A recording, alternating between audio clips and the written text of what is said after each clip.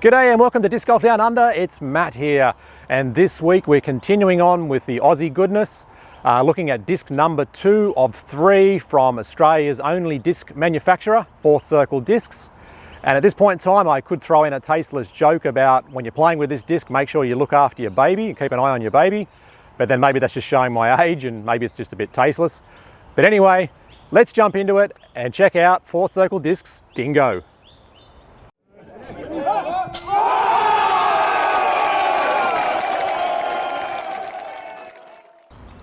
So before we get started, just a quick disclaimer, these two dingoes were sent to me by Fourth Circle Discs. It doesn't change my review, I'm still giving an honest opinion on these discs. Now normally I do like to have discs for some period of time to break them in and see how they behave once they're broken in. Unfortunately I haven't had a chance to do that with the Dingo, so I will give you my first impressions based on the as new condition, but perhaps people can drop some comments down below as to what they feel the Dingo does over time as it breaks in. And as I mentioned last week, I'm giving away these two discs along with the other Fourth Circle discs, so there's 6 in total making up 2 packs of 3. So make sure you watch the video until the end to see how you can enter into that giveaway. So the Dingo is a mid-range disc from Fourth Circle Discs. It's their second release coming out in early 2020. Their first disc was the Taipan in 2018. So if you want to know a bit more about Fourth Circle Discs, check out my previous review on the Taipan. But this is their second disc and the first one to be manufactured here in Australia. So let's jump in now and look at the numbers on this disc. So first of all, the diameter of this disc is 215 millimeters. The rim width is 13 millimeters. And Fourth Circle Discs is classifying this as a speed 5. The maximum height at the center is 16 millimeters and the height out at the rim is 13 millimeters. It is approved max weight of 179 grams and you'll see it down as low as about 174 grams in the runs from Fourth Circle Discs. It comes in 2 plastics. It comes in the iron plastic, which is the translucent premium plastic, and it comes in another plastic called Eka, which is similar to the previous Ultra plastic. And the official flight rating on this disc is 5, 4, 0 and 3. So before we move on, you heard me say Eka for one of the plastics, and you might be asking, well, what's Eka? Is it an Aboriginal word? Well, no, it's a big event that we have here in Australia, particularly in Queensland and in Brisbane, the capital city of Queensland. They have an annual event. Locally we call it a show, but overseas, maybe in the US, you might hear it called a fair. And it's quite a big event, runs over about 10 days. And well, you know us Aussies love to always shorten things to 2 syllables. We've got Macca's instead of McDonald's. We've got Arvo instead of afternoon, we've got Garbo instead of garbage truck driver, and you know all the names, Dazza, Bazza, Mick, etc. And well, Eka, it's just a shortening of the word exhibition, so that's where it comes from. Okay, so let's jump into the flight test now, and today I'm going to be throwing 2 discs, the translucent or iron Dingo, which is marked at 177 grams, I weighted it at just about 178. And we're throwing also the Eka, which is similar to the Ultra plastic, and it's marked at 176 grams, and that's what it weighed on my scales. So the wind today was a little bit swirly, but not too strong. So again, you'll see the disc possibly bouncing around a bit during flight.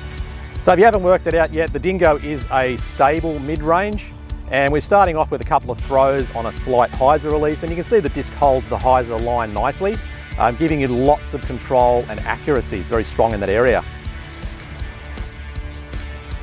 Moving on to a flat release, and you can see the disc flying laser straight out of the hand, and then it fades at the end to the left.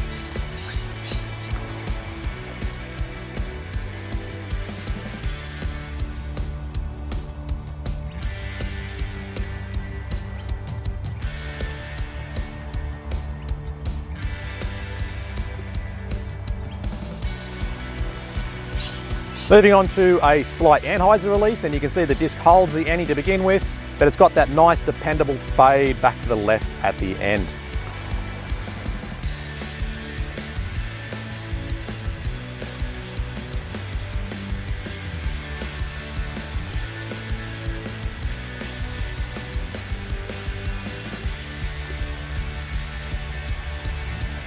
And finally, a couple of forehands, and yet I'm not a great forehand thrower, but the Dingo handles the forehand well, and it's really good for those nice short up shots.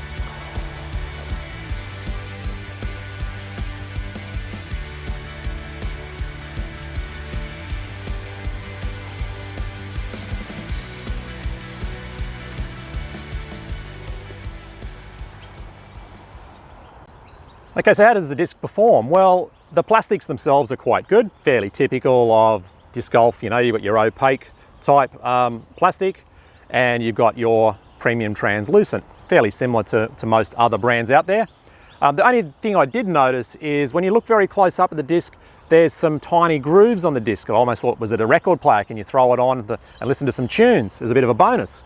So if I just hold it up to the microphone here and I rub my thumb on it, you might be able to hear the sound of the grooves, and in particularly on the edge, the grooves are quite noticeable.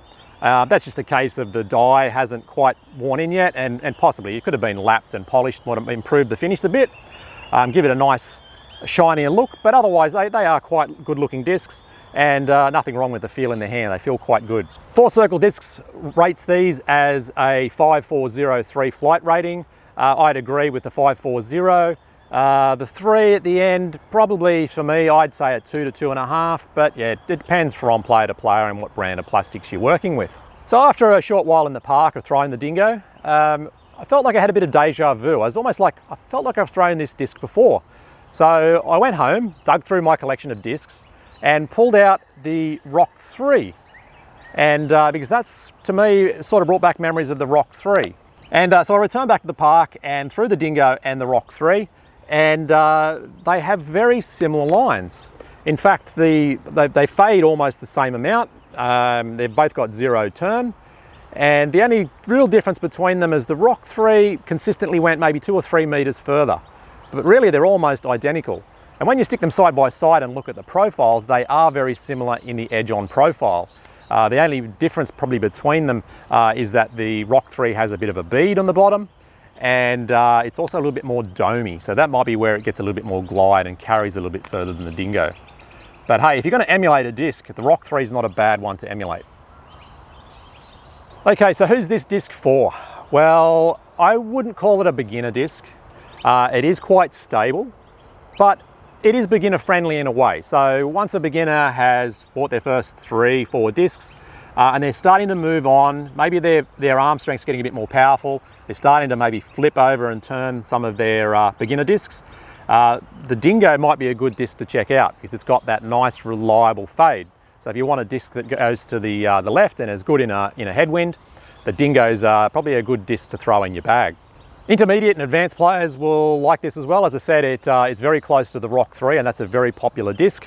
It's got a nice reliable fade. I found it very consistent when I threw it. It kept landing in the same spot, similar distance, and you're very happy with the flight. So bottom line is, if you like the Rock 3 or you're interested in the Rock 3, then the Dingo would be definitely worth checking out. So final thoughts. Well, the Dingo's not a bad disc. I actually enjoyed it. It's a nice little mid-range, and it emulates the Rock 3, which you can't go wrong with that. Doesn't really suit my play style though. So I don't bag the Rock 3. I did play with it for a while, didn't really enjoy it as much, so it dropped out. I think the Dingo would be similar for me. I prefer mid-ranges that are laser straight. I can throw it on a line, it'll hold it, it'll stay down a nice tight tunnel. And then other mid-ranges to go with that, I prefer something that's quite overstable, something like a gator or a deflector or something like that that wants to go left very hard. So, you know, for me, the Dingo, it does throw well, but it doesn't suit my play style, so it's not a disc that I would bag. And the plastic options are quite good. Just like the Taipan, I like the opaque plastic, so the Eka over the iron, which is the premium translucent. I just prefer the grip that you get out of these sorts of plastics, and this one's, yeah, it's got good grip as well. The plastic feels good in the hand, so that would be my preference. Okay, it's giveaway time, and as I mentioned in the previous video, if you missed it, I'm giving away all of the discs sent to me by Four Circle Discs for a review. So I've got 2 Dingos and the 2 Taipans from last week, and also sneak peek. Next week we're going to be looking at the Firehawk. So there's 2 packs of 3 discs to win, and there's 2 ways that you can enter. So first of all is the YouTube pack, and to go into the prize draw to win those 3 discs, you need to subscribe to Disc Golf Down Under and leave a comment under the video saying what you would use the dingo for. And the second pack that's up for grabs is the Facebook pack. And to go into the prize draw for that one, just search for the Disc Golf Down Under Facebook page and like the page and tag a mate on the Facebook comment under the video that you think would really enjoy the dingo.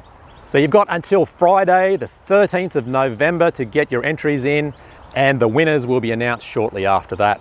So if you missed the Taipan review, you can also check that out on the channel. And next week we've got a review of the Firehawk coming out, and you don't want to miss that one. Okay folks, that's it. Hope you enjoyed this review of the 4th Circle Discs Dingo. If you did, please give it a thumbs up. Make sure you also subscribe for more disc golf content, and also to put yourself into a chance to win those prize packs. And you also don't want to miss next week's review. It's a good one. So thanks for watching, and we'll catch you in the next one.